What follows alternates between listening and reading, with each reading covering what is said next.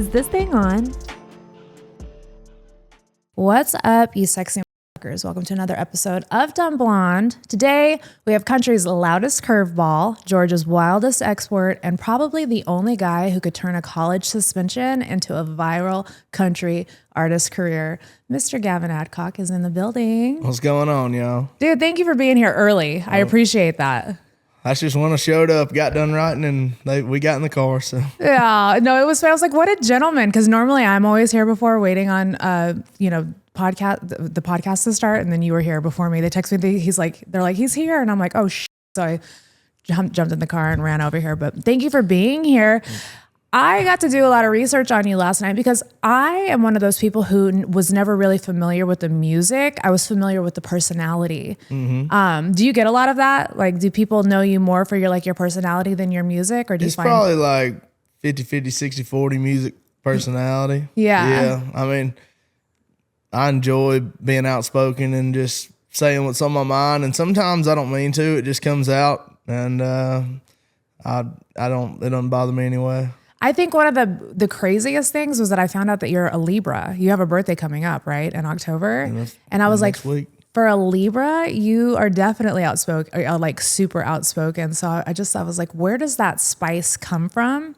So I started doing a little bit more digging on you, and I found a song that you have that's called The Battle. The Battle, yes. Yeah. It's a song that you wrote about your parents. Essentially, they, had a pretty razor blade romance. Yeah. And in the song, you're talking about that. And I was like, I wonder if this is where his spiciness comes from. So can we kind of dive into that a little bit? Yeah. From when I was a little kid, my mom and dad had their second child. I was 2 and some change. And they just sent me off to work at the barn with my dad. I grew up on a cattle farm. Mm-hmm. And my dad's a cattle trader. He's basically a stock trader with cattle, and buys them one day, sells them the next, and he's just kind of a fly off the handle, gets pissed off, raises hell, and then you can go eat some lunch with him 5 minutes later. And my mom is a nurse that doesn't take a lot of shit, and they just raised a lot of hell when I was a little kid, so it kept me it kept my life pretty spicy when I was younger. Yeah. They'd raise hell, mom would leave, come back.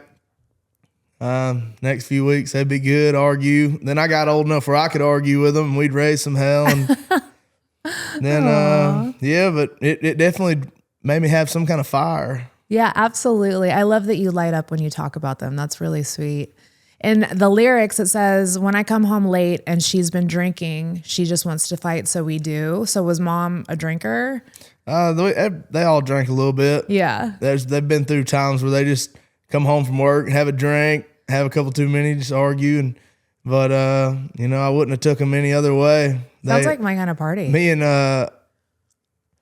my girlfriend, we talk about how she was a little sheltered by her parents from the world when she was younger, and they didn't give me a damn umbrella when I was younger, so we just kind of meet in the middle, Mm-hmm. So I saw a lot more crazy stuff when I was growing up than she did. Yeah, I want to talk about Haley later too, because I've noticed that you don't really ever talk about her publicly. So I want to dive into that also. Okay. So you said you grew up on a cattle farm in Watkinsville, Georgia. Mm-hmm. What was that like? What's a story from that farm that people wouldn't believe unless they saw it? Just me and my dad getting woke up by a phone call in the middle of the night, and he coming upstairs and getting me, and there's cows out all down the road, down the highway, and me and him are just getting them up 4 o'clock in the morning, or chasing some cattle back in our underwear if we get called in the middle of the night. And it's just, and there's been a lot of cattle go through that piece of land. I've seen them shipped out all around the country, and my dad come home, you'd see a load of cows come into the barn, and he'd clean off the back tags of them and clean them up, and we'd load them up the next morning and take them to sale, and he'd try to just swap them for a profit. And he's really a gambler. He's an addict. He's a cattle addict. I've called him and he's addicted to the hustle. Yeah, he's just addicted to the hustle, and I got a bunch of that from him. I appreciate that, you know, from one hustler to another. Did that small town life kind of shape like how you look at fame now? Because coming from a small town, you've got to like have the people that you looked up to and you're like, I want to be like that one day. And, you know, so take me on that journey as growing up in a small town to being kind of as famous as you are now. You know, it's been really weird not being able to go places that I've always been able to go to. And I've never really appreciated being a fly on the wall until I wasn't. And I can't even go to like my favorite bar in Athens, which is Watkinsville's right outside of Athens, Georgia, where University of Georgia is. I can't even go in there anymore without it just being a problem for everybody there. And I really just loved being this nobody redneck kid that drove a flatbed truck, worked on the cattle farm, that might have been, had some friends, played some sports, might have been misunderstood every once in a while, but I just really look back on it recently and go, damn, I had it made before I had it made, you know? Mm-hmm. That's hard for somebody that's grew up like small town living. Well, you know it's only going to get worse, right? The more notorious that you get. Yeah. It's going to be to where you're not like even able, like my husband can't even go to the grocery store. And when he but I call my husband a politician because he loves to kiss babies and shake hands. Yeah. I'm the complete opposite. I am like, I love everybody, but it's like, I just want to be in my own space. So I understand where you're coming from whenever you say that. Like, it's very hard to deal with. And of course, the more you get bigger, the worse it's going to get. So how do you think you're going to be able to handle that? I love shaking hands and kissing babies too. I love it. And that's what honestly makes it really worth it for me, is just to be able to see my impact on other people's lives and how they kind of lose their mind when they see me. I'm like, they love me that much where they're kind of they're acting like I'm not real. Like I'm just like this figure in their mind. It's just, but I'm going to keep chasing it and keep growing. I've just, you're not doing it for the fame. You're doing it for you. Yeah. That's pretty much what you're saying. Yeah. The fame's fine. It's like one of my least favorite things about it. Mm-hmm. But just to go play shows for thousands of people, we've been playing 5,000-6,000 cap rooms, which is really big for me from when I started out, and as it is for everybody. But it's just a good feeling to change people's lives and make a difference, and that's just mostly why I do it. You've come a long way in a short time. Like, to be playing 5,000-6,000 cap rooms, like that's crazy, because my husband has been in the business for 20 years. And when I first got with him 10 years ago, he wasn't playing rooms that big. And it took him from then until now to get to where he is. So you should be really proud of yourself with how far you've come. Thank you. It's got to be like overwhelming, because I know how we feel. So I could only imagine how you feel. I read somewhere that you wanted to ride bulls in the PBR before football and music. Is this true? Yeah. When I was a little kid, I watched rodeo with my daddy on the couch. And I told him I wanted to ride bulls, and he's grown up around a bunch of rodeo people, and I have a bunch of rodeo friends, and my dad just really pushed me away from that. And in high school, me and my buddies went to test pen, and we rode a couple bulls just to say we did. But my dad did a really good job of telling me, he was like, this is not a career you want to get into. You're going to end up in a wheelchair with no money and medical bills. And I appreciate him for pushing me away from that.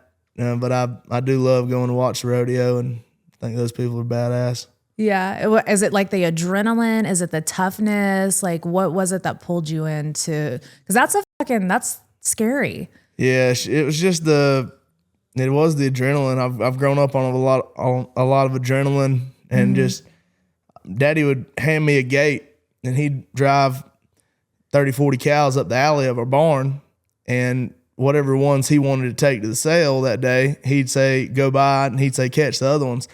And they were flying by, and I'd be jumping up on fences, running away from bulls and stuff. And it would be like a near-death experience at 6, 7, 8 years old. And I thought it was the greatest thing on earth. The adrenaline was awesome about almost getting killed by a cow. I don't know what it was, but I enjoyed it. And yeah, I've always been an adrenaline chaser. I could appreciate that. I tried to make, I have 2 Highland cows that I absolutely love. And one's name is Crunchy. He's pretty famous. Like, everybody loves him. Yeah. And he is a fucking wild asshole. And yesterday I tried to dress him up as a ghost because I saw this really cute video of this fucking cow running with a sheet, and I thought that my bull would do it too. And he literally tried to attack me yesterday and tried to attack my girlfriend, and it was the funniest shit. We laughed our asses off, but it was scary. I couldn't imagine that happening at 7 or 8 years old.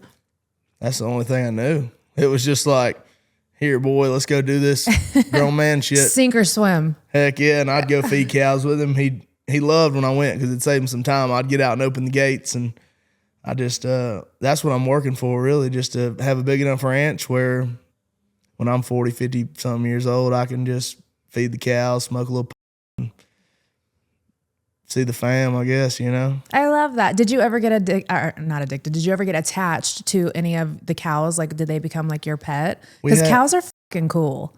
Yeah, we had this one cow is a Brahma, which is the breed of cow. It's got like big hump on its neck and floppy ears.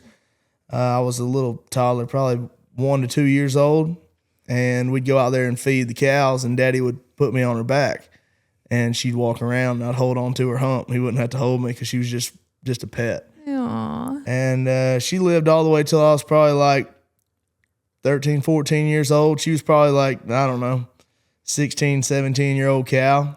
And she died, and it was really emotional for everybody in my family. It was just like a dog, you know? Oh my goodness. I couldn't even imagine. I don't even want to think about when Crunchy passes. Yeah. So at 16, you got a guitar, but you didn't take it seriously until later. Is that true? I didn't start playing it until I was 22.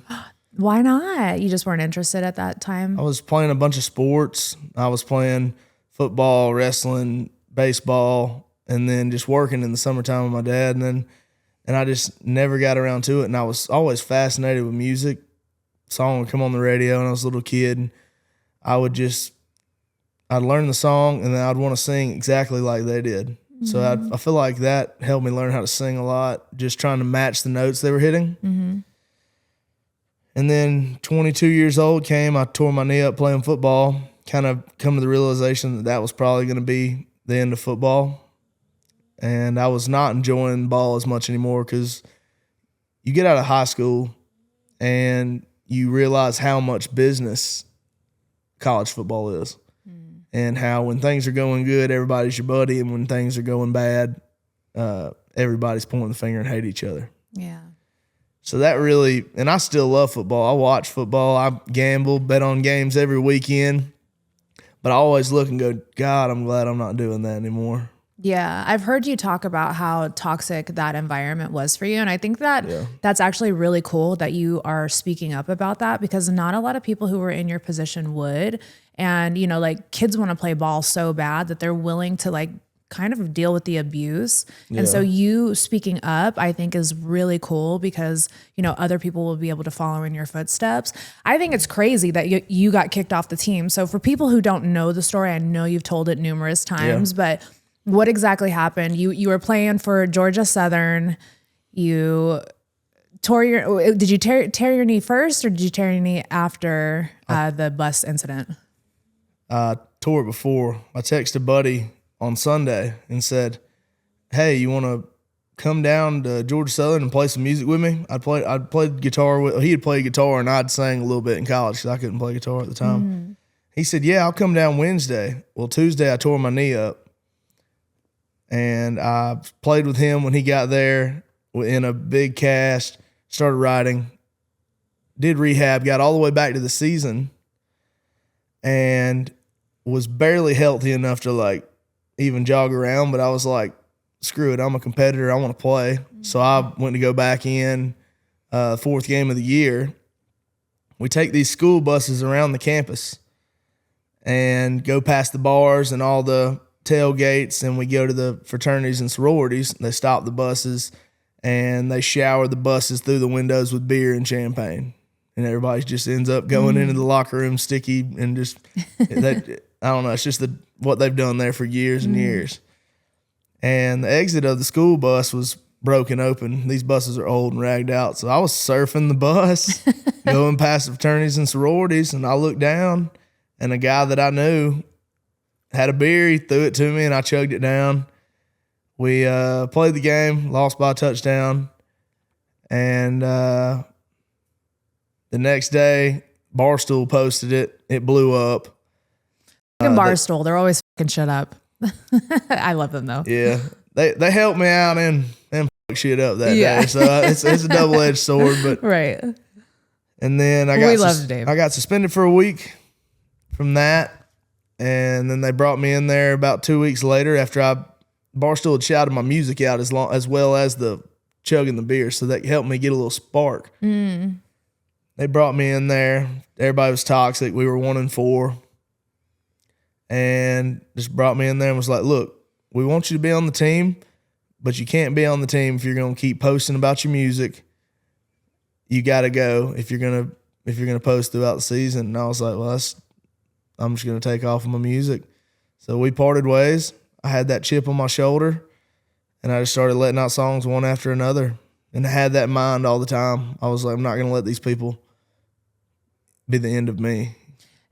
I love that you had that, foresight to do that. But you would think that you were bringing such great attention to, the game and just the league. Why would they kick you off? Like, that's crazy. Well, they loved the attention before the season started.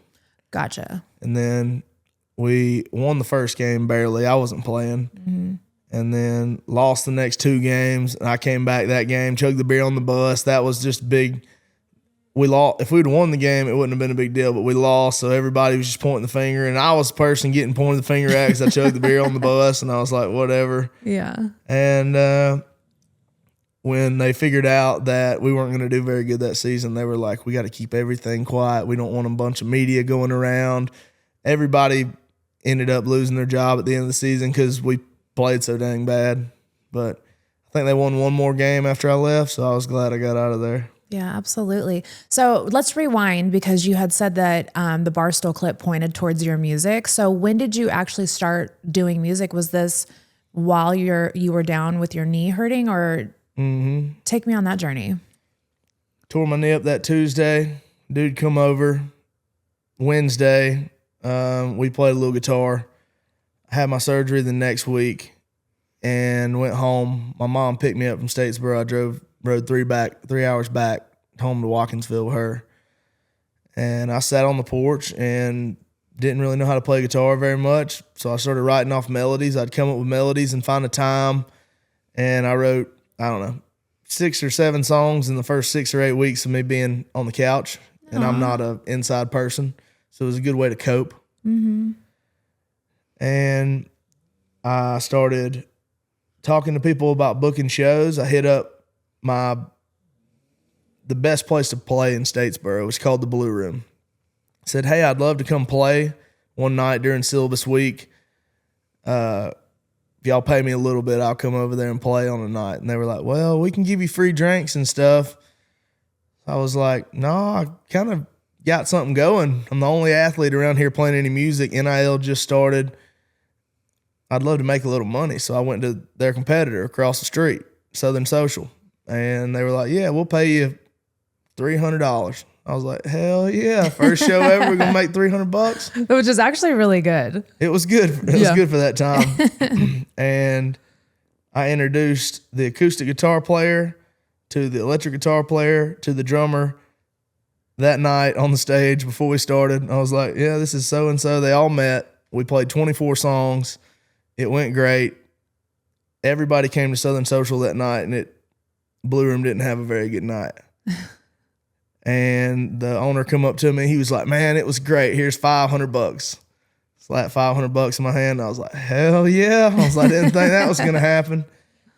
Blue Room hit me up the next day. And was like, we're sorry.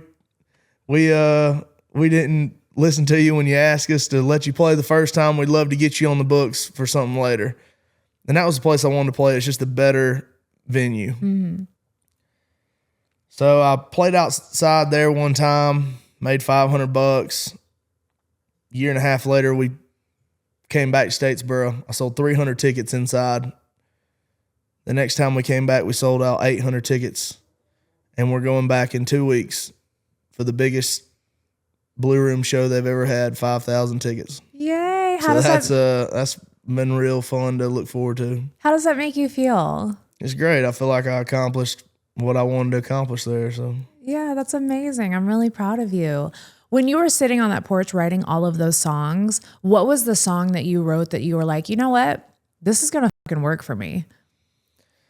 I wrote 2 songs the first couple of weeks, and one of them was called Ain't No Cure, which I had wrote the first verse and chorus 3 years previous, riding down the road. Took like a voice recording of it, put it away, never brought it out again until I tore my knee up. And then I had my surgery, started writing it one morning, took me 20 minutes, finished the thing. That was in early July, or actually it was in early June.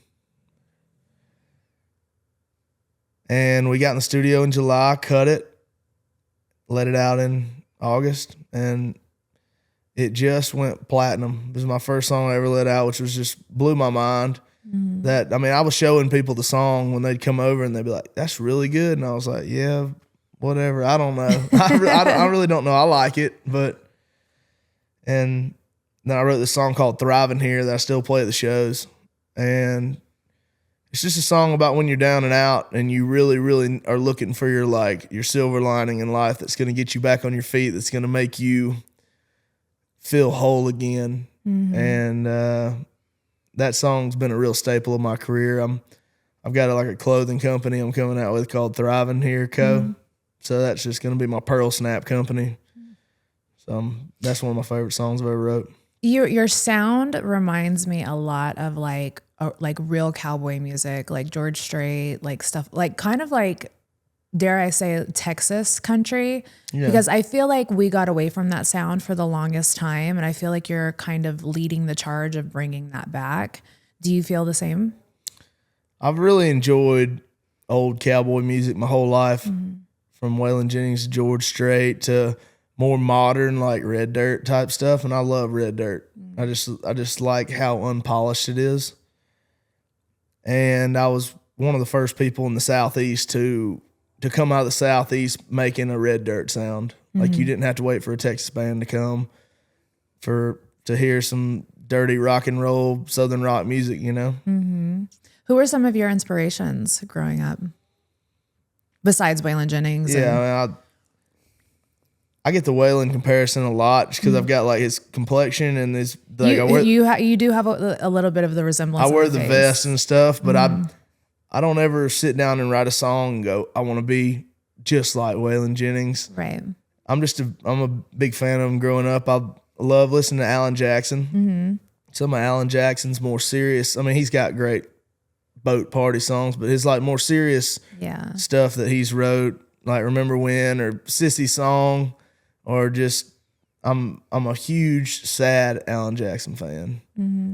And listened to some Tim McGraw growing up, and when Luke Bryan was popping off, I was listening to him when he was just taking over the world. And then I started listening to like Co Wetzel and Parker McCullum from Artist South Texas. And we had Parker on the podcast. He's hilarious. Hell yeah. He's been posting some funny stuff lately. I've been seeing him. I guess he has a few drinks after a show, or he's stoned or something, and he gets on there and posts some funny shit. No, he's funny. I did not expect that when I sat down with him. I thought he was going to be like really square, and he's like does DMT and like and smokes weed and drinks. Like he's a funny fucker. I think have you guys met? Yeah, a couple times. Okay, good. Yeah, I opened up for him.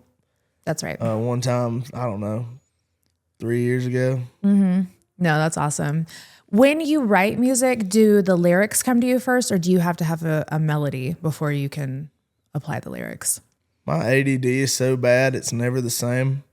Sometimes I'll grab the guitar, come up with something that I think sounds catchy, have no words. I'll start humming a melody, or if I'm driving down the road, I'll just start trying to whistle or hum or catch a melody that I got, or somebody will say something clever. I'm never the same when I'm writing a song. It's always different. Yeah, it's just like a process of whatever you're going through at that moment in time. Because you write some really deep music and I mean, you're what, 26? You write pretty like angsty, like brokenhearted, soulful love songs. Where does that come from? Experience or just other people's experiences? I try to ride off of both. I really haven't lived every single thing in the world that I've seen. So if I come across somebody's hurt or pain, I really try to put myself in that mindset, which can lead for like a really tough day. I remember some of the saddest songs I've ever wrote. I got up at 8 a.m., started drinking some coffee, got into something that I was feeling or somebody else was feeling, and it puts you in a real dark place by 12 or 1 p.m. You're like hitting the bottle by then. You're like, yeah, let's have a drink. Yeah. That was emotional. Like I wrote a murder ballad in college, and by the time I got done and I headed back to my girlfriend's house at the time, she was like talking like crazy. I was like, babe, I just wrote a song about killing people. I was like, can I just go to sleep and I'll talk to you in the morning? But I'm in like a really pissed off mood. Oh, so it's kind of like method acting. Yeah. Like you like take on the emotions and you just pour it out in music. I think that's where the best songs come from, when you really, really get into that character that you're writing. Yeah. And it can really carry into the rest of the day. You know, you're like, don't let me end up on true crime, sister. I tend to be very picky the rest of the day after I write a song. Like I'll come home after I've wrote 2 songs with either me or myself or me and a group of people, and I'll be nitpicking everything. And I've got to get myself out of that mindset of, you're not writing a song anymore. You're just living life, dude. Stop being such a damn picky son of a bitch. Is it hard to pull yourself out of that? Sometimes I just get locked on to little shit pissing me off. No. Do you consider yourself a moody person? Depends on the day, I guess. Yeah, it depends on what you're writing about. Yeah. Poor Haley. She only wants you to write love songs from here on out. Oh, she's a moody person too. Don't you let her psych you out. Let's talk about Haley for a little bit. So how did you guys meet? You guys have been together for about 2 years now. Mm-hmm. How did you guys meet, and take me on that journey with you guys? She's super cute. I checked out her TikTok last night. Yeah, she's great. She really has helped me out for the better. For sure. I've been in a relationship probably like 6 months, 8 months by the time I met Haley. So I was just kind of doing my own thing. I was living with my folks in Athens, making music, writing every day. And then on the weekends, I'd go out with my friends. And I was sitting in the bar. As soon as it opened up with some of the bouncers that were my buddies at that bar that I said I can't go to anymore. And she walks in, and she's wearing this like really, really pretty flower dress. She's like really done up. And she goes up to the bar and asks the bartender, goes, "Hey, have you seen any keys?" And I was like, this is a red flag walking on in, but I like it. And I was about to say like, hey, or flirt or something. And bouncer next to me goes, "Only thing we find in here is panties." And I was like, she's not going to talk to me now. So she walked on out. I'll never see her again. And then the next night, I was at the same bar hanging out, and there she was. She was in a T-shirt and a trucker hat. And I walked up to her, and I said, "You got a boyfriend?" And she said, "Nope." I said, "You want one?" Aww. And she said, "I don't know." And next week, I was singing the national anthem at a rodeo in Athens, and I took her to it and sang. We went out to the bar and started hanging out after that, and started officially dating probably a couple months later. You guys also went through, I think it was like a little bit of a public breakup for a minute there. What happened with that entire situation? Because there's a lot of rumors and speculation, so I want to hear it from the horse's mouth. Yeah, well, I was just kind of in this rock star mode, you know, just not really ready to just absolutely settle down quite yet. I wanted just to live and be rowdy, and she's less like that. And we were really getting on each other's nerves. I was having a lot of stuff going on, and I wasn't physically cheating on her, but there was people just hitting me up left and right, and I was just kind of entertaining stuff on the cell phone just that she wasn't appreciating. And so we took a break we broke up for 2 months. We didn't talk for 2 months really. And then I hit her up one day and we started talking again, and I was like, yeah, I enjoy doing what I do, but I don't want to live this party life forever. It's probably going to kill me. No, I love that. I I follow you, so I saw the breakup and stuff like that, and you could see a switch after she wasn't in your life. Like you were partying a lot to the point where I was like, this poor guy, like he's hurting in a different way, and he's just taking it out, on the stage when you would get on the stage and get like face plastered. And then since she's been back around, you can see kind of like a switch in you too, where you're still you, but at the same time, you're like, you can tell you're trying to take better care of yourself. Yeah, no doubt. I mean, how we were running for a couple months and not getting any sleep and waking up and having a show the next day and your throat's just absolutely gravel and just you're absolutely killing yourself. And I don't know. She's been real sweet to me and real good to me, and I decided that I'm still rowdy and I still like to have a good time. I still like the party. I just want her to be there, And, and it's nice when we have a weekend off and we don't go out. Like people think that I drink 24/7, but I'll have one drink before I go on stage on a Thursday night, have a few beers on stage, put on the rowdy show, do the same thing for the next couple nights, and then Sunday and Monday and Tuesday come around and I'm like, get that out of my face. Like, I don't want to drink. I'll smoke a little and watch a little TV. And yeah, behind every great man is a good woman, and I feel like a good woman is a backbone, especially for artists. You guys need somebody to kind of like hold the balloon string, because if you don't have somebody holding that balloon string, you're gonna just fly around everywhere. My husband was the same way when we first got together. Yeah, I definitely don't want to be a single 40-year-old playing rock and roll concerts, looking down at 18-year-old chicks. Oh no. It's just not it's not really something that you look at and you go, that's it. That's what you want to be doing, And it's like, and for all the people that do that, that's I was going to say, there are some people who actually really look forward to that. I have a couple friends who are in their 40s dating 20-year-olds, 19 and 20-year-olds. And I'm like, what is happening? What in the midlife crisis is going on? But to each their own, I guess, right? Yeah, me and Haley got a 3-year age gap, and I'm like, God, you need to mature a little bit sometimes. And she thinks the same thing about me, but I can't imagine being 40 and being with a 20-year-old and being like, relating to them at all. Yeah. About many things. Like, what the f- do you guys even talk about? I couldn't even imagine.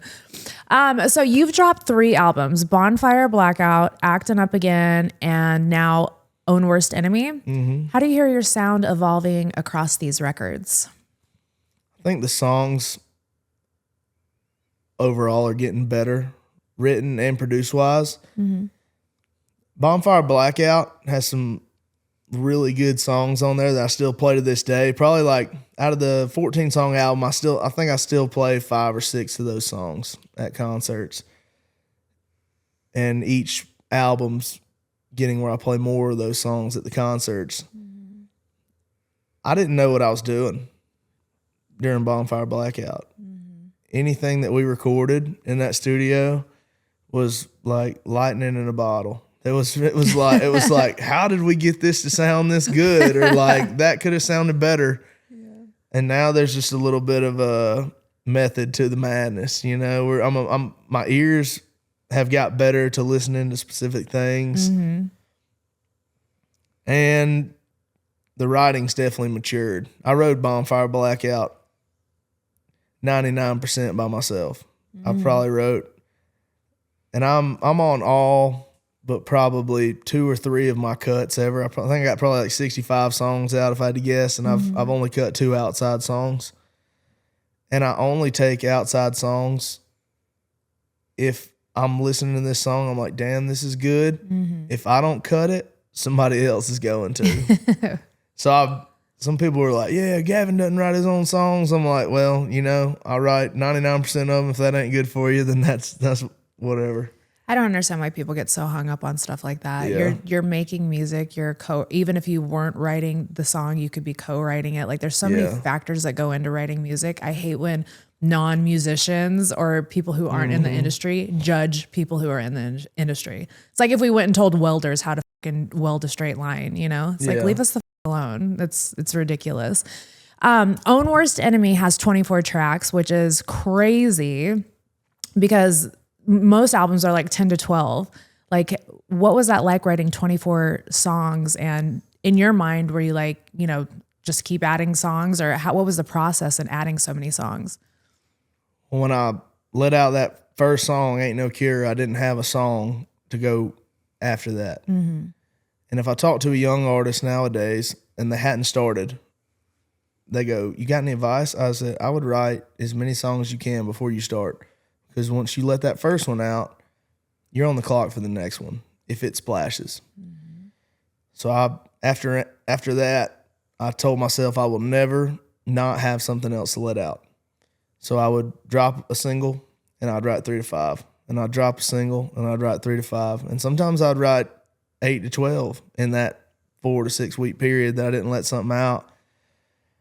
And then when we went to pick Own Worst Enemy, I think we chose from like, I don't know, 80 something songs we had sitting around. So I was like, okay, here's a good title track, Own Worst Enemy. Let's pick all the songs that represent self-destruction out of this pile. And since then, I've still been writing. I had people hit me up and go, are you still creatively motivated after letting this album out? I was like, I wrote an album since then. That pissed me off. Somebody asked me that. And I just walked down the room. I was like, I ain't talking to you. Because I'm always writing. And I guess it's hard for you to sit still. Like, is that like your creative outlet is to write? Because I know some people will sit down and write poems or sit down and write stories. And for you, your outlet is music. I like just getting up in the morning. My girlfriend sleeps in. Mm. Most women do. Yeah. She sleeps in, and I really appreciate that because I get my creative time in the mornings from, I don't know, 8 to 11 or 8 to 10:30, and sitting on the back porch, watching the deer walk through the yard, picking on the guitar, smoking a little weed. That's the happiest I am, just when it's quiet. I live a pretty loud life recently, but yeah, I love getting away through writing. If I'm in an emotional state, I'm like, okay, I better go grab that guitar and at least come up with a melody and some chords. I love that. You could have much more deconstructive ways of, you know, getting your emotions out, but writing music I think is super constructive. So kudos to you for not choosing bad habits. So I hear you call yourself an outlaw a lot. What is your definition of an outlaw? Because I know a lot of people have different definitions for that. The only time I've ever called myself an outlaw is in my song "A Cigarette." I said, trying to love an outlaw man. And then I guess over the time of me just putting on rowdy shows where people sing along, fight, throw beers, that term has really got thrown at me a lot. Right. I don't really soak in that like outlaw term a lot. I'm just like, we just do crazy shit and we just have a good time, and the biggest outlaw thing you can do is make your own decisions. And I've spent a whole career out of going, I'm going to do it my way. I'm not signing a piece of paper where other people can tell me what to do. I write my own songs. I let out at my own cadence. And if you want to call me an outlaw for that, then you can call me an outlaw for that, but I don't go around going, yeah, we're outlaw country music. Right. I don't know if I've ever publicly said that. Yeah. I think I don't know if I was watching something where I think you had said it, but I'll have to send it to you or resurface. Yeah. So you said that you wouldn't sign a piece of paper. You're not signed to somebody right now? I am, but I'm signed to Warner Nashville. Right. But my biggest thing was I'm gonna own my tracks when I leave. Gotcha. Your masters. And I get to choose when we let out music and what we let out. So you're doing it on your terms. Yeah. Which I think a lot of people don't understand that, especially in the independent realm. Everybody always says, oh, you signed your soul away, you know, whenever you sign record deals. And I feel like record deals aren't like they used to be back in the day. Back in the day, if you signed a record deal, they owned you and pretty much you had no sort of like creative control. And I feel like if you go into a record deal now, you can kind of use leverage and tell them what you want. Do you feel like that's how it worked out for you? Well, I think I put myself in a better situation than a lot of artists do when they come to town. Nothing against those artists, but I kind of had the mindset of I'm going to make it on my own. And if I never leave Georgia, I can quit or make my own music from Georgia, and I can live a nice life, and I can buy a nice piece of land, and I can just chill. And it got to a point where I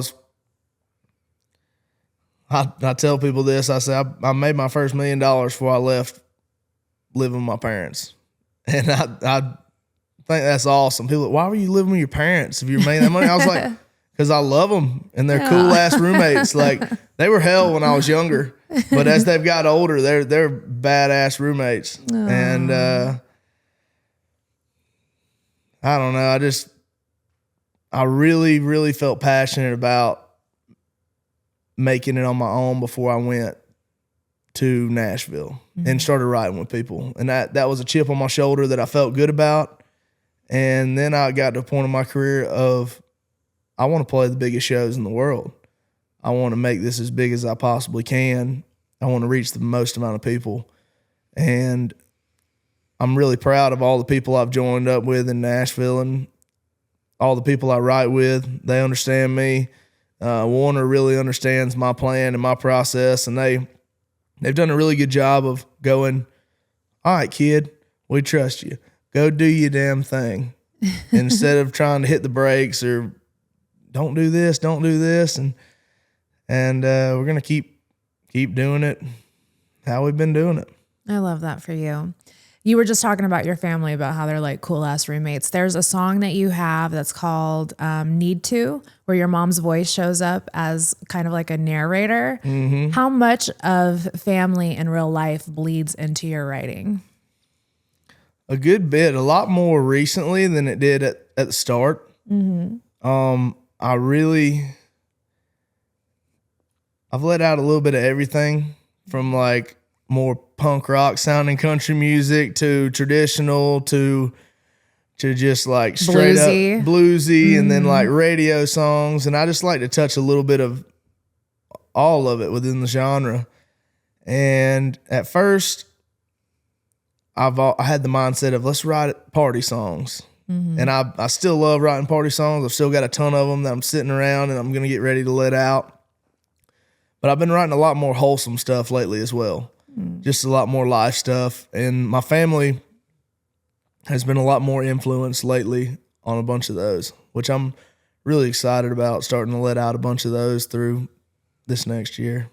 I also think it's because you're growing as a man too. You know, you're in love, you're in a relationship. So you're not that wild party college, you know, football player boy. And you're like, you're a man and you're doing grown man shit. So I think as the years go on, that's your music is just going to keep evolving to the phases of your life.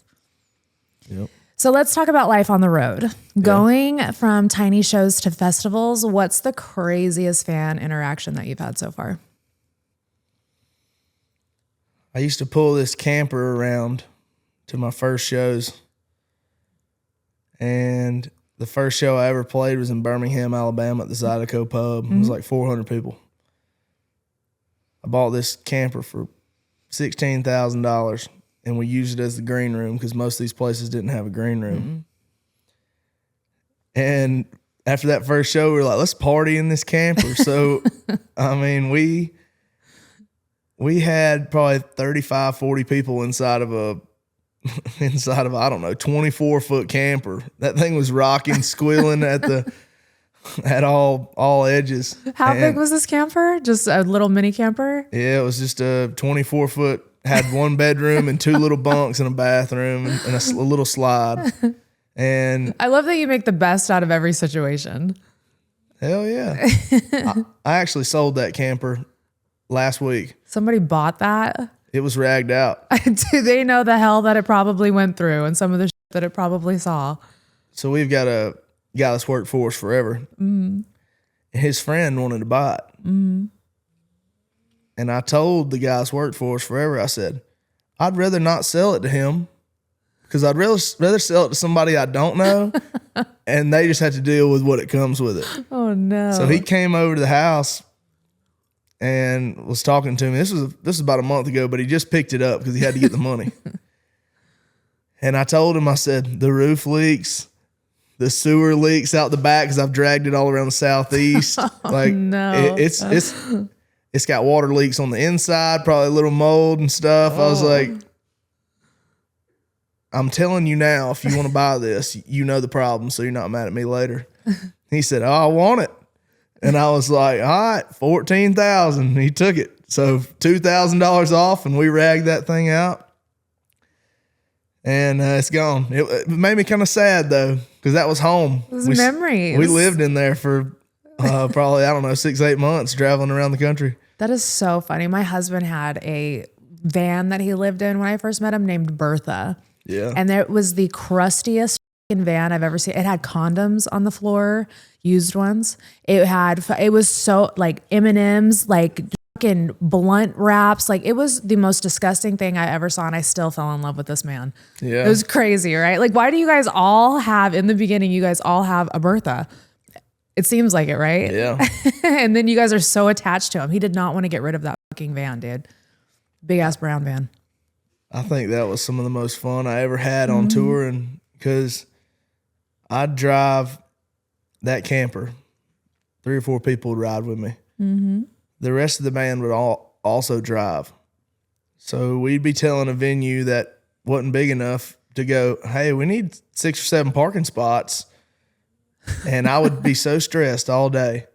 Is the band going to get here? What if they get in a wreck? What if they don't make it? We're not going to be able to play the show if our bass player gets in a wreck. And they'd pull up, make it. We'd play the show. It'd be insane. They'd be singing every word. And it would just kind of be, I look at them and I go, damn, we did it again, guys. There was no certainty about it at all. It was just all flying on the seat of your pants and answered prayers to make sure it happened, you know? Those are the good old days, right? Yeah. So what's on your tour rider that people would clown you for if they saw it? I don't know. We used to get condoms on the tour rider, but we don't get condoms on there anymore. Is everybody cuffed up? Everybody has girlfriends now? All but a few. What about the ones who don't have girlfriends? They supply their own condoms. Oh, there we go. Yeah. BYOC, bring your own condoms. We got nicotine pouches and lighters, and we got a candle on there. Oh, what's the scent? We need to know the scent. It's just whatever they pick out. But last one we got was like a manly smell. It kind of smelled like cologne. It's like mahogany. Yeah, I'm not too big on the rider stuff, but one day I might have some like oysters on there or something. It'd be good. Oh, they get crazy. Riders get crazy. What city has been your wildest crowd, and which one shocked you by not giving a damn? Every time I go to Ohio, I don't know if it's because there's nothing to do in Ohio. It's the least tourist state that we visit. Yeah. I'm like, dang. That's why Ohio State football is so crazy, because they ain't got really much to do. Right. But every time I go there, it's just more electric than anywhere I ever played. Wow. Which is crazy. Even in my hometown or where I went to college, Ohio's just insane. I love that for you, because Ohio is huge Jelly Roll fans. And whenever we were coming up, Ohio showed us so much love. So for you to say that, I think is so awesome too. Hell yeah. Yeah, I love that for you. They're trashy. Yeah, we love them. Yeah, those are our people, baby. Yeah, no doubt. Yeah, I love it. Okay, what crowd has been was not into it at all, and you had to really work for it? What city?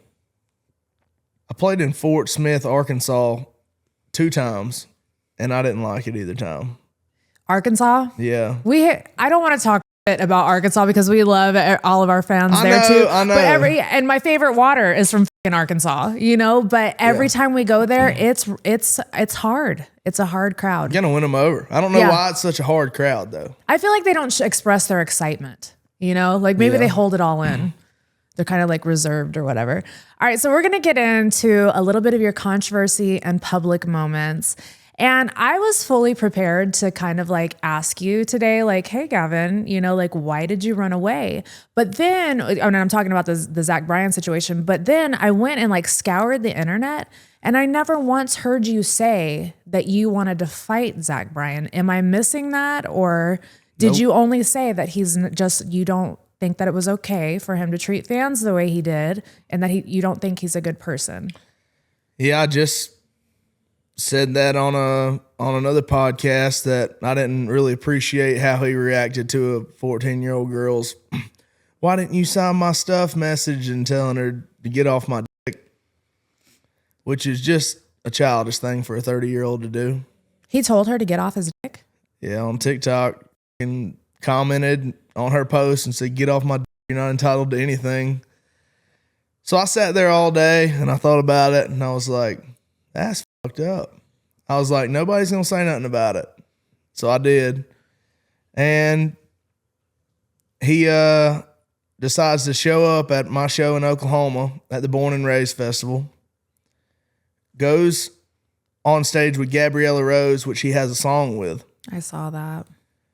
Which that pissed me off the most the whole day. The fence scaling stuff, I'm gonna fight you, I'm gonna kill you type stuff didn't bother me. The fact that he took advantage of her set, somebody that was probably really excited about you coming up there and singing the song with, and took that moment and screamed, "Yeah, Gavin Adcock," 3 or 4 times the whole song.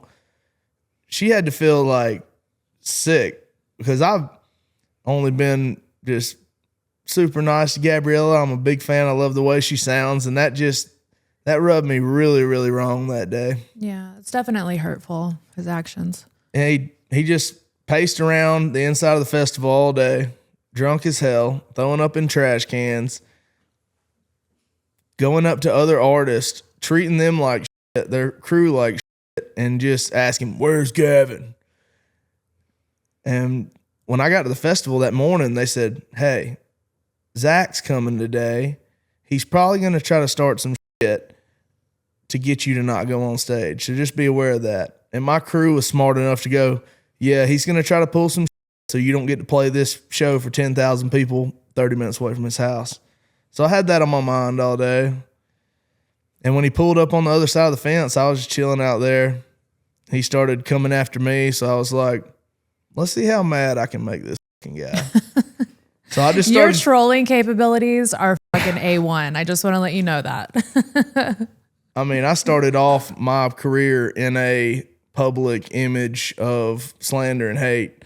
So whatever you say about me cannot hurt me. Right. I'm going to laugh. And like Zach Bryan fans commented on my shit all past 2 weeks, and it's only made my post do better. Mm-hmm. I probably went up, I don't know, 600,000 or 700,000 monthly listeners on Spotify just from them being whiny.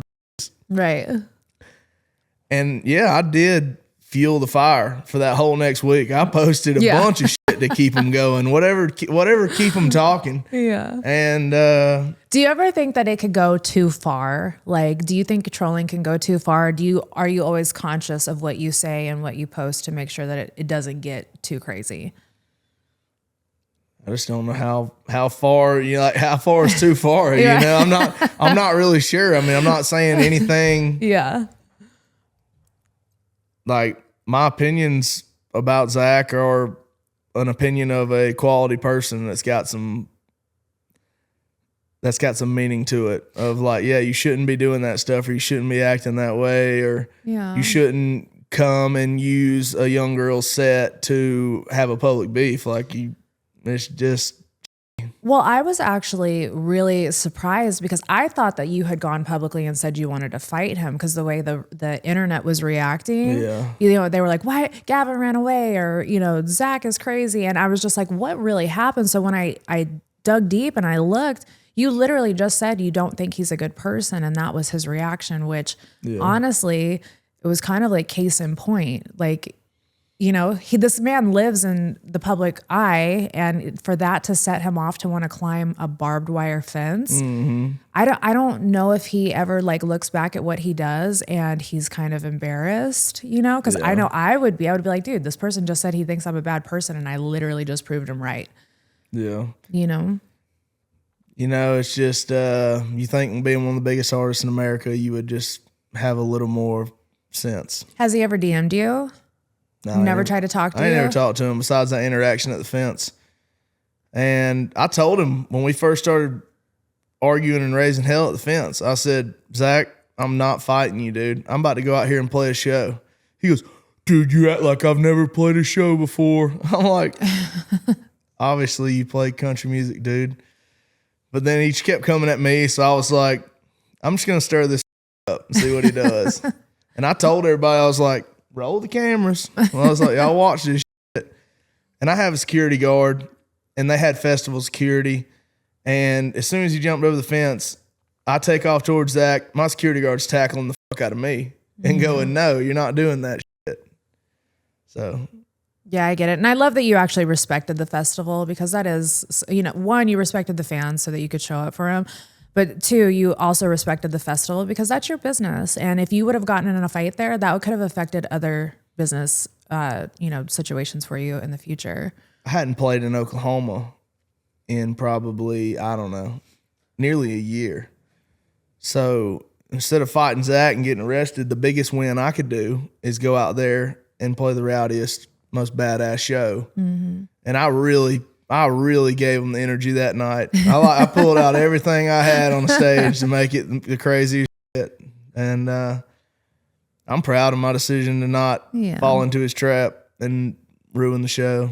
I also think that was setting a really good example for the people who are watching and are supporting you too, because if they're ever in a situation like that, they could be like, you know what, I'm going to take the high road also. So I think that was, I know it wasn't your intention to be a good role model, but I do believe in that situation, you were a good role model for them. So in May of 2025, you were arrested in out here in Tennessee for reckless driving, open container.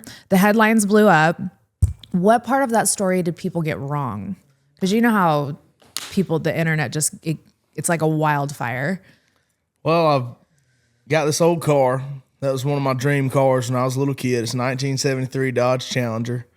I grew up watching this show called The Dukes of Hazzard, and they drove the General Lee that had the number 1 on the side. And I always wanted a car like that. I thought they were the most badass cars. So I finally made me some money.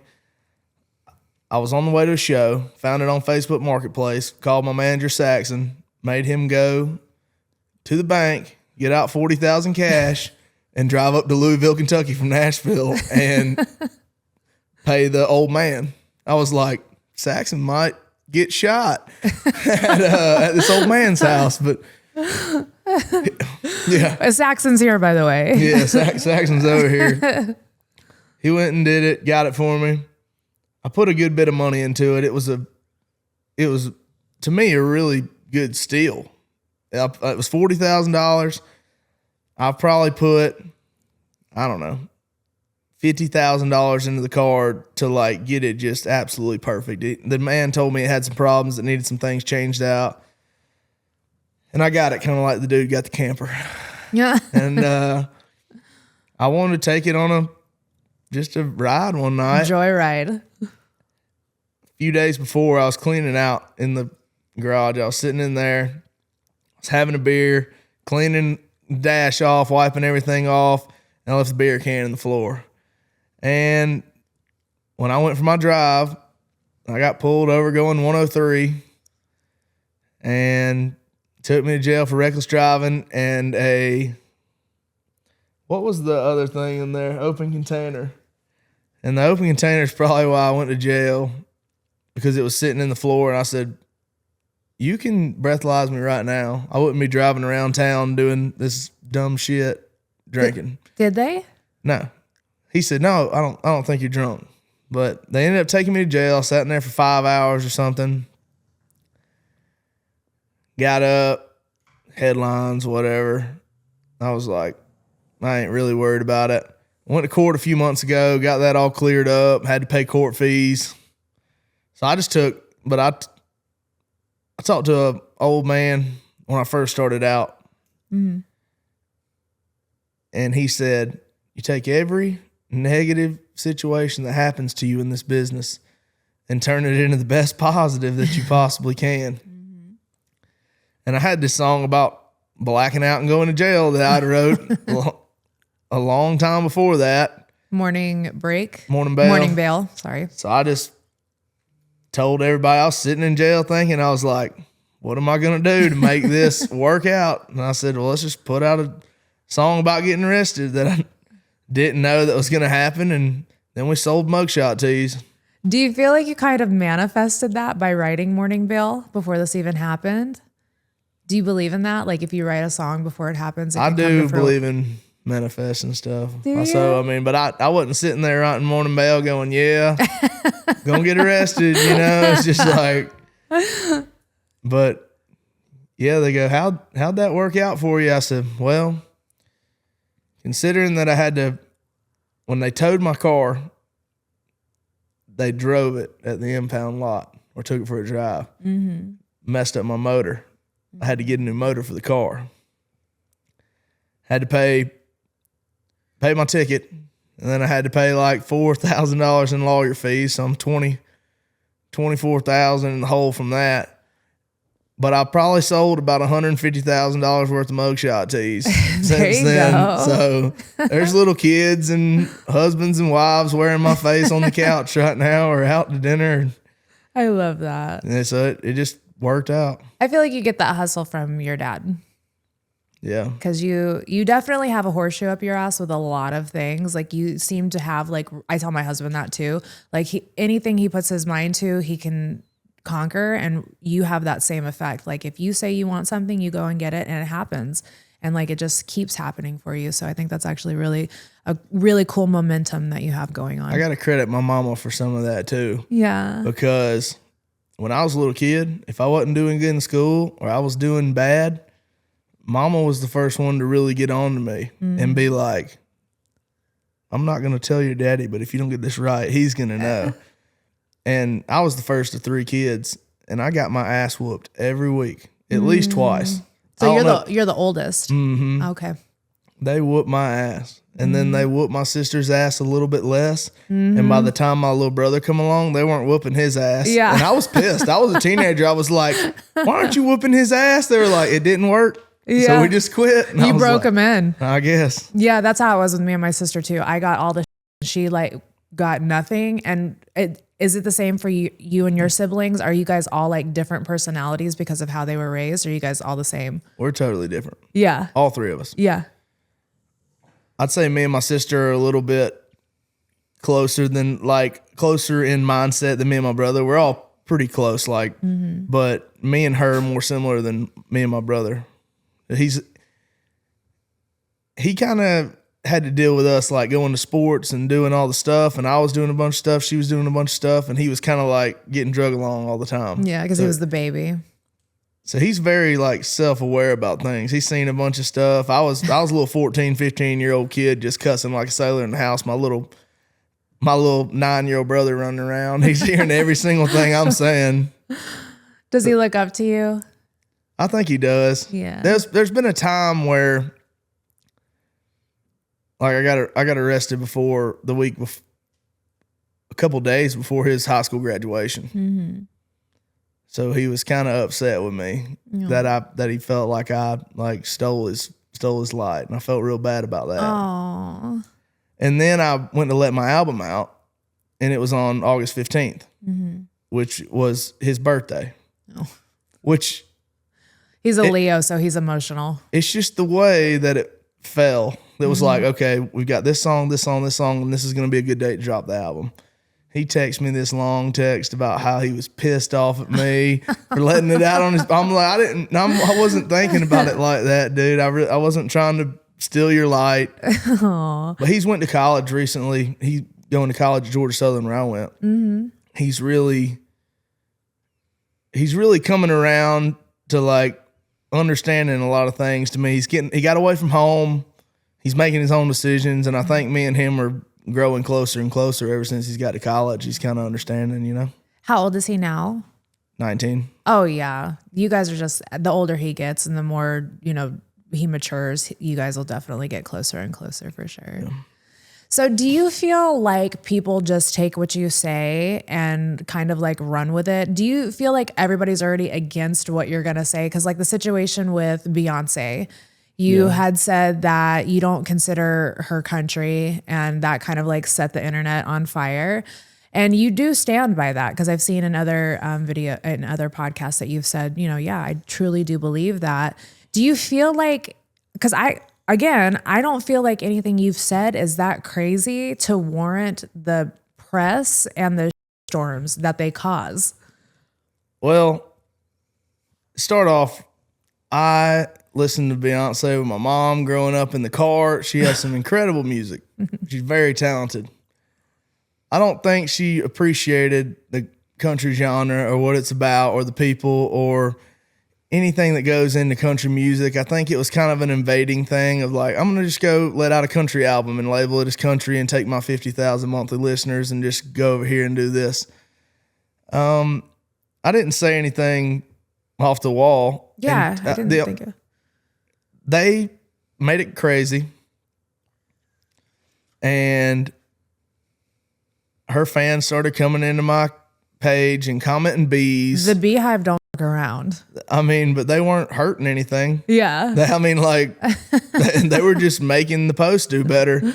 So I woke up one morning and I gave a little groan on a video. I was like, I was dreaming and I want to let y'all know that ain't country, and just stirred it up again. I don't know. I get under some people's skin by my I don't give a It's those attitude. Trolling capabilities that I told you about. They're A1. You control like a motherfucker. Well, you know how to keep something going. Yeah, and people were like, "Why are you still posting about the Zack stuff?" I'm like, "Well, I'm gonna have a good week off of this." Yeah. Even though y'all are upset that I'm still talking about it, but I'm not pressed about it. All right, so let's talk about Stagecoach, because you're playing Stagecoach this year. Yeah. Is this your first Stagecoach? Mm-hmm. Tell me how you're feeling about that. It's gonna be awesome. First time I ever played in California was early this year. I went on a West tour, and sorry, you're good. Take my Zen out. And I wasn't really sure about country fan bases that far west. And we sold the whole tour out in a couple weeks. We went over there and the shows were just as electric. And I think it's because they are kind of starved out from a lot of music. First of all, because it's so far away from where country music is based, which is in the southeast and east of Texas. And I've had some of my most surprising shows on the West Coast. So I'm really excited to be playing like the biggest country festival out west. And we got an offer to do it the year before, but it was at like a terrible slot early in the day. The money wasn't really right for us to go over there and lose some money. So I was really excited when we got offered enough money to go over there, and just I love playing for big festivals and giant shows. And we'll come off stage sometimes when we open up for big people, and the band will go, "That show is okay." And I was like, well, it was better than you think, because those people didn't know who we were when we got here. And a lot of them are going to look us up after we leave. So just because they're not singing every word doesn't mean it wasn't a good show. Absolutely. We had to fight for fans in Europe with Post Malone. Everybody knows Post out there, but nobody really knew Jelly Roll. And so every night my husband said the same thing you did. He was like, I'm just going to go out here and I'm going to win this crowd over. And that's how you start building a huge fan base, is, just playing show by show by show. I've seen my husband play shows to 50 people, and it's like he still played that show like it was the best show of his life and won all 50 of those people over. And then you just keep doing it. And then, sooner or later, everybody knows who you are. But to comment on the West Coast stuff, I'm from the West Coast, and so is Mimi. It's a huge country music. Like we love country music out there because it's Western, and we're in the West. But I think the reason why country music does so good out there is because it's always like the rock bands are out there and country barely ever goes out there. So when it's Stagecoach's time to play, that's like, what's the other festival called? Coachella. That's like in country Coachella. So everybody like goes just bonkers whenever the lineup gets announced. So I was really excited to see your name on there. Yeah, I'm excited to go. Just it means a lot to a bunch of different people, and like you said, with Jelly playing 50 people, I'm never gonna go out to a show and go, it's just not gonna be it tonight. Yeah. I mean, if we're playing for nobody or we're playing for 100,000, we're gonna give them all we got. You know, that's always how it's gonna be. Absolutely. Well, I'm gonna ask you a couple more questions, and then I'm gonna let you go because I've already talked your ear off today. But 5 years from now, when I call you again, I'll probably see you again before then at award shows, but to come back on the show, what do you want to be bragging about to me then? Hope to be headlining stadiums. Yeah. That's always been the plan ever since I was paying the band $150 a piece. And they were making enough to pay for their gas there and back and make a few $100.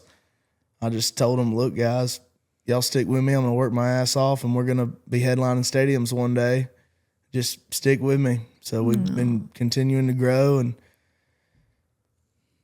I hope that we just keep letting out music at the same cadence and get there, and I hope that's what I get to tell you when we come back. Well, at the rate of songs that you're writing, you're going to definitely get there because you're a pretty hard worker. So, and a lot of people don't chase the dream. They let the dream chase them, and they expect everything to come to them, and you're not doing that. You're not sitting around waiting for any of that. Do you want to win awards? Is that something that you're in this for? I'm not going to let it determine my career if I don't win any awards. I got nominated for ACM last year. Didn't win. We went, had a good time, saw everybody. I enjoyed it. My girlfriend enjoyed it more than me because she gets to dress up. Get all dolled up, yeah. That's great, but I'm just going to keep letting out the music that we let out. And if it's eligible or good enough to whoever standards that gets to pick, then that'll be that. But, you know, it'd be great, and I'd be happy about it. You'll definitely win some awards. If you could leave one message for the fans listening right now, what would it be? I don't really do this for me anymore now that I've got some money. Just want them to get music and enjoy their life, you know, and if I can add some kind of value to that by the time they get 60, 70, 80 years old and they go, man, we got to see Gavin Adcock and he let us out all these songs and they helped me. And the amount of people that come up to me and go, man, you saved my life. I'm like, I don't think I saved your life, but I'm glad I could help if that's what is helping you, you know? No, Gavin, you're a sweet boy. I really enjoyed our conversation today. Thank you for being here. I appreciate it. And you better come back and visit me. I will. All right. Can you tell everybody where they can find you if they're not already following you? Like shout out your socials. You can find me Gavin Adcock Music on all platforms. Gavin Adcock on Apple Music, Spotify, YouTube, Amazon, Pandora. Where can they buy the mugshot t-shirt? Because you know everybody's going to want that. GavinAdcockmusic.com. Let's go, baby. Thank you so much for being here. Thank you so much. I appreciate you. Thank you guys for tuning in to another episode of Dumb Blonde. I will see you guys next week. Bye.